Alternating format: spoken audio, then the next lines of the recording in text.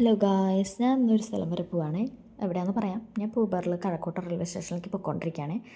Railway സ്റ്റേഷനിലെത്തി train കയറി. Train ഒരു അരമണിക്കൂർ ലേറ്റായിരുന്നു. വിചാരിച്ചേക്കാളും കുറച്ച് ലേറ്റായിട്ടാണ് ഞാൻ സ്ഥലത്ത് എത്തിയത്. ഏഴുകോണായിരുന്നു എൻ്റെ സ്റ്റോപ്പ്. ഞാൻ അവിടെ ഇറങ്ങി. ഞാനിനി ഒരാൾക്ക് വേണ്ടി വെയിറ്റ് ചെയ്യാൻ പോവുകയാണേ. കുറച്ച് നേരം വെയിറ്റ് ചെയ്തുള്ളൂ. അപ്പോഴേക്കും ഞാൻ കാത്തിരുന്ന ആൾ എത്തി. എൻ്റെ മിസ്സാണത്. ഞങ്ങളെപ്പോൾ പോകുന്നത് എവിടേക്കാണെന്ന് വെച്ചാൽ നമ്മുടെ കൊട്ടാരക്കര മഹാഗണപതി ക്ഷേത്രത്തിലേക്കാണ്. അവിടേക്ക് പോയി ഇത് ഞാൻ ആദ്യമായിട്ടാണ് പോകുന്നത്. അപ്പോൾ മിസ്സാണ് എൻ്റെ ഗൈഡ് എന്ന് വേണമെങ്കിൽ പറയാം. മിസ്സിൻ്റെ നാടാണ്. എനിക്ക് ഈ അമ്പലത്തോട് ചെറുപ്പം തൊട്ട് പോകണമെന്ന് വിചാരിച്ചൊരു അമ്പലമായിരുന്നു. അപ്പോൾ അവിടെ പോയി ഉണ്ണിയപ്പൊക്കെ കഴിച്ചു, പ്രസാദമൊക്കെ കഴിച്ചു. ഹലോ ഗായ്സ്, അങ്ങനെ ഞങ്ങൾ ആര്യാസിൽ കയറി. നല്ല കോഫിയും നല്ല ചൂട് മൊരിഞ്ഞ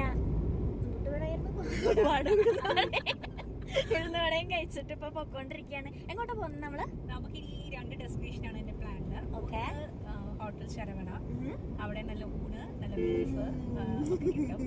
ഇനി വേറൊരു കടയുണ്ട്, ഒരു അപ്പൂപ്പന മുമ്പ് നടത്തുന്ന കടയാണ്. ആൻഡ് ദാറ്റ് കട ഈസ് ഫേമസ് ഫോർ നല്ല വെന്തുടഞ്ഞ കപ്പ ആൻഡ് ബീഫ്. സോ ഒറ്റ മൈൻഡ് കുറച്ച് ദൂരമുണ്ട്, നമ്മൾ പോവാണ്. അപ്പൊ ഞങ്ങൾ പോണ് ഗൈസ്. ഇനി അവിടെ എത്തിയിട്ട് കാണാം. അങ്ങനെ ഞങ്ങൾ ഞങ്ങളുടെ ഡെസ്റ്റിനേഷനായ ശരവണ ഹോട്ടലിലേക്ക് പോയിക്കൊണ്ടിരിക്കുകയാണ്. ഞങ്ങൾ അവിടെ എത്തി. ഇവിടെ രാത്രിയിലാണ് ഭയങ്കര ഫേമസ്. ഇവിടെ ഭയങ്കര ഫേമസ്. ഞങ്ങൾ വന്നിട്ട് 11 മണി 12 സമയത്ത് കിട്ടും. അത് നമ്മൾ കഴിച്ചു. ശരിക്കും ഒരു ഗ്രാമത്തിൽ പണ്ടത്തെ വൈബിലുള്ളൊരു ഹോട്ടലാണത്. ഫുഡൊക്കെ നല്ല ടേസ്റ്റായിരുന്നു അവിടുത്തെ. പഴങ്കഞ്ഞിക്ക് ഇത്രയും ടേസ്റ്റ് ഉണ്ടാവുമെന്ന് വിചാരിച്ചില്ല. നല്ല ടേസ്റ്റ് ആയിരുന്നു. എല്ലാവരും ഒന്ന് ട്രൈ ചെയ്യണം.